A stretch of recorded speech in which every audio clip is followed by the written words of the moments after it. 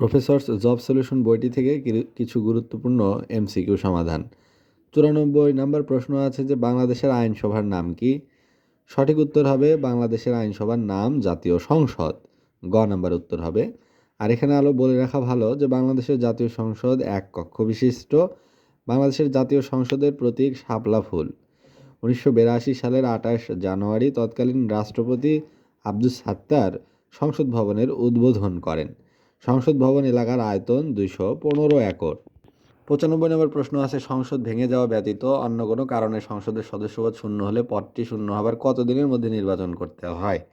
সঠিক উত্তর হবে 95 খ 90 দিনের মাঝে।